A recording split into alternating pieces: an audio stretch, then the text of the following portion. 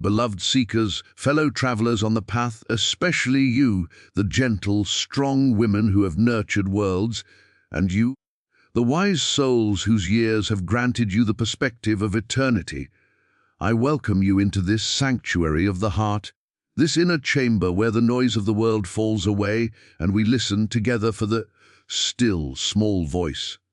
The human mind, in its finite striving, looks upon the prophets, the saints, the mystics, and asks a desperate question: why them? What special quality did they possess that I do not? It sees a Moses, one Isaiah, a Jesus, a Mary, and feels a chasm of separation. It believes that God, like a king, chooses favorites, bestowing his grace upon a select few. But I am here to tell you, this is the great illusion of the outer senses. The truth we shall unveil today is not about a God who chooses, but about a consciousness that awakens. It is not a selection, but a recognition. The chosen ones are not elected by a divine hand pointing from the sky. They are simply those who have, through a mysterious and sacred process, become transparent to the divine presence that is the very substance of their own being. This afternoon, we shall journey together into the heart of this sacred mystery. We will move beyond the theology of the marketplace and into the metaphysics of the soul. We will uncover how God chooses the chosen ones, 7 divine secrets you didn't know. These are not secrets hidden from you, but hidden within you, obscured by the veil of a personal sense of self. We will pull back that veil one revelation at a time. What is the first, most profound secret that shatters the entire concept of being, chosen?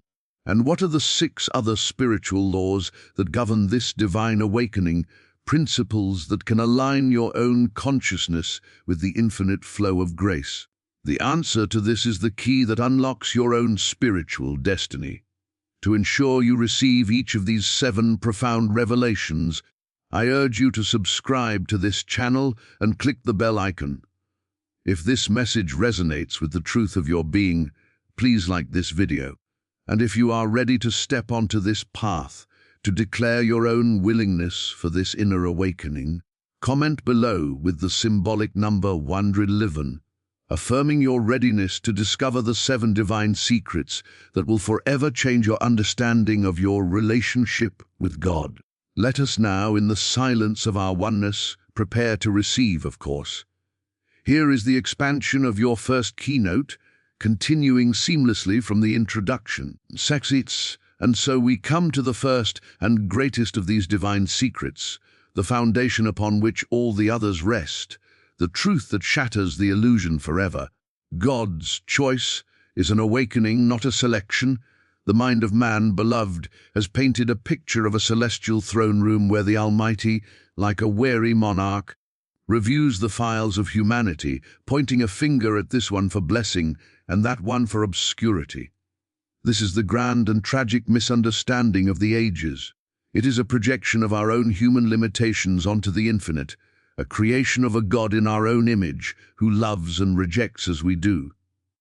But I must tell you, this is not the truth of your being. This is the dream from which the Christ within you is calling you to awaken. The word choice implies separation, a chooser here and a chosen there. But can the ocean choose one wave to be wet and another to be dry? Can the sun choose one ray to be luminous and leave another in darkness? It is an impossibility. God is the very substance of your life, the very intelligence of your thought, the very love of your heart. There is no place you end and God begins. The chosen one is not the one who has been singled out from the crowd, but the one who has realized they were never in the crowd to begin with. The one who has awakened to the sublime and unshakable truth of their oneness with the source. This is the profound hope, especially for those who feel the world has passed them by, for the woman who has spent a lifetime giving her strength to others and wonders if there is anything left for her own soul, for the individual in the later chapters of life who looks back and questions the meaning of their journey. Your age, your past, your personal history of triumphs or failures are utterly irrelevant in this calculus of spirit. This awakening requires nothing that you do not already possess in this very moment. It does not demand the energy of youth, but the openness of a humble heart. It does not require a pristine past, but a present willingness. The moment of choice, then, is not a reward for good behavior. It is a seismic shift in consciousness. It is the moment the wave realizes it is the ocean. It is the instant the ray of light remembers it is the sun. It is a yielding, a surrendering of the frantic, striving, personal sense of I that believes it must earn what it already is. This is the great and holy transition from seeking God as an external object to the glorious and quiet discovery of God as your own indwelling, eternal subject. The veil is not ripped away by a mighty hand from above, but it dissolves from within in the silent acceptance that there is no other life but God's life, no other mind but God's mind, animating this very being that you call you. This brings us, naturally and inevitably, to the second divine secret, the one the human sense of self most fiercely resists, the dissolution of the personal I. If the first truth is that God does not choose from a distance, but awakens from within, then this is the sacred and necessary process of that awakening. It is the uncreating of the veil. The personal I is the great impostor, the architect of separation. It is the voice that whispers, I am alone, I must strive, I have been wronged, I am not enough, I am unworthy of such a high calling. This I is a collection of memories, of wounds, of triumphs and failures, of opinions and judgments. A story you have been telling yourself for a lifetime. It feels utterly real, this personality, this autobiography of lack and limitation. But I must tell you, it has no more substance than a shadow. It is a ghost living in a house of flesh and bone, pretending to be the master. And as long as this ghost occupies the throne of your consciousness, the king cannot take his rightful place. This dissolution, this unselfing, is what the world mistakenly calls loss. The human sense clings to its identity, no matter how painful, fearing that to let it go is to vanish into nothingness. But I am here to reveal the opposite. This is not a loss, it is the only true gain. It is not an annihilation of you, but the annihilation of everything that is not you. It is the dropping of a heavy, wearing burden you never were meant to carry. Think of the woman who has defined herself solely as a caregiver, feeling her purpose fade as children leave. This process is not the erasure of her love, but the expansion of it into a universal, unconditional love that is no longer dependent on a role. Consider the man in his later years who has built an identity around his career or his physical strength. This is the glorious discovery of a strength and an identity that cannot be retired and does not age. This is the profound meaning behind the scriptural injunction. I must increase, but I must decrease. It is not a command to self-abasement, but a simple, metaphysical statement of fact. The personal I, the sense of a separate, self-powered ego, must decrease, must yield, must be seen through, so that the I, that is God, can increase and become the sole actor, the sole presence, the sole power of your life. You are not destroying yourself, you are ceasing to defend a fiction. You are allowing the wave to settle back into the calm, mighty depths of the ocean, not to die, but to realize it is, and always has been, the ocean itself. This is the fiery baptism of the spirit, the sacred crisis where the idol of self is toppled not by force, but by the gentle, relentless light of truth. It is the end of seeking, for you are no longer a seeker, you are the very presence you sought. And so we arrive at the third secret, the silent and invisible process that follows the yielding of the personal self. Divine selection is an invisible, inner recalibration. When the clamor of the personal I begins to quiet, a new activity commences, not in the outer world of form and circumstance, but in the deepest, most sacred recesses of your being. This is where the real work is done, in the hidden workshops of consciousness, far from the praise or understanding of the world. The world celebrates the visible triumph, the public miracle, the mountain moved by faith. But it does not see the countless, silent moments where the soul is being unmade and remade by a divine hand. This recalibration is not something you do, it is something you consent to. It is a restructuring of your very substance, a rewiring of your spiritual faculties to align with a higher frequency of being. Imagine a radio that has been filled with static, able to pick up only the loudest, most chaotic signals from the world. This process is the delicate, internal adjustment of that instrument until it can suddenly, clearly, receive the sublime music of the spheres that was broadcasting all along. This is a deeply comforting truth for those who feel their lives have grown smaller in the eyes of the world. For the woman who may no longer command a boardroom but sits in the quiet of her garden, or for the individual whose physical strength has waned, confining them to a chair by the window, this is not a time of uselessness, but of profound and holy preparation. The outer activity diminishes precisely so that this inner activity can intensify. While the body rests, the soul is being tuned. In the silence that the world mistakes for emptiness, God is building a cathedral. You are not being put on a shelf. You are being taken into the inner sanctum for the most important work of your life. Do not look for outer signs of this inner shift, at least not at first.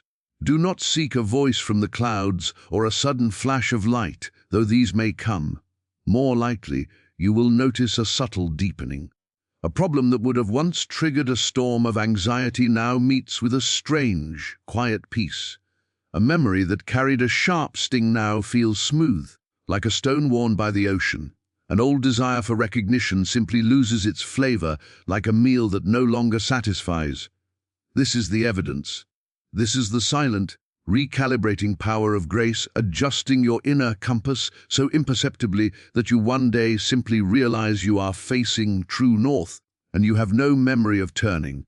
It is the divine artistry, working in the secret place, preparing a vessel not just to hold truth, but to become it. Of course, here is the expansion of your fourth keynote, continuing the flow and focusing on the understanding for older ages. This necessary inner recalibration brings us to the fourth divine secret, one that has been misunderstood by every generation, the wilderness experience, the crucible of preparation. When the inner work begins, the outer world often falls away. Connections may loosen, former comforts lose their charm, and a profound sense of isolation can descend. The mind, still clinging to its old ways, will scream that you have been abandoned, that God has led you to a desert only to depart. But I tell you, this is not a desert of punishment. It is a sanctuary of transformation. It is the necessary silence in which the new name, your true name, is being written on your soul. This is the period the mystics called the dark night of the soul. It feels like loss, like emptiness, like a terrible loneliness. But it is none of these things. It is the great unburdening. It is the Spirit with infinite tenderness, leading you into a quiet place so you can finally hear the music that the world's noise has drowned out. For those in the later years of life, this truth holds a special key. You may look upon your life now and see only the things that are gone, the career that defined you, the bustling household, the physical vigor of youth. You may interpret this as a diminishing, a slow fading into irrelevance. But I am here to awaken you to the glorious reality. This is not your ending. This is your sacred preparation. This is your wilderness. God is not taking these things from you. God is clearing the stage. The human actor is being gently ushered off so the divine play can begin. The roles you played, mother, father, worker, leader, were beautiful costumes for a season. But now, the actor is preparing to reveal himself without a mask. This feeling of being set aside, of being alone with your thoughts, is the most precious gift of this stage of life. It is the fertile ground in which the seed of Christ, consciousness, can finally break open and grow, unhindered by the weeds of worldly ambition and social obligation. You are not being shelved, you are being summoned to the highest service. Do not fear the quiet. Do not rush to fill the silence with distraction. Lean into it. This emptiness is not a void, it is a vacuum that God is rushing to fill. The friendships that have faded made space for the conscious union with the divine friend. The strength that has left your body makes room for you to discover the power that moves the universe. This wilderness is where you stop being a servant of God and start becoming the very embodiment of His presence. It is where the last remnants of the personal self are burned away in the fire of divine love, not to destroy you, but to leave only the gold of your true nature, untarnished and eternal. This is the final and most profound preparation for the work you were born to do. And this leads us directly to the fifth secret, a revolution in the soul's relationship with the infinite from petitions to receptivity, the end of begging prayer. For a lifetime, perhaps, you have been taught to pray as a request. You have been instructed to bring your list of desires, your wounds, your needs before God, as a subject would approach a king, hoping for a favorable glance, a benevolent handout. This form of prayer, while born of a sincere heart, is built upon the very illusion we are now dissolving, the illusion of a separate you and a separate God. It is the prayer of the personal I, and it must, in this new light, come to an end. When you stand in the truth of your oneness, when you have felt the old self begin to dissolve and have consented to the inner recalibration, the entire nature of your communication with the divine transforms. You can no more ask God for what you need than your hand can ask your body for blood. The hand does not beg, it simply rests in its union, and the lifeblood flows to it naturally, effortlessly, because it is one with the source. This is the great transition from the desperate outer cry of "give me" to the profound inner stillness of "I am here, I am open, thy will, not mine, be done." This is not passive resignation. It is the most active state of consciousness a human being can achieve, a state of perfect, poised receptivity. This is the prayer that moves mountains. It does not move them by a force of will, but by the power of alignment. It is the understanding that the harmony, the supply, the health, the peace you have sought as something external, are already the very substance of your being in God. You are not a barren field begging for rain. You are a living conduit of the infinite ocean. The prayer of receptivity is simply the conscious removal of the blockages, the fear, the doubt, the sense of lack that have impeded the flow. You stop asking for water and simply become the hollow reed through which the river sings. This is the ultimate empowerment, especially for those who have felt powerless.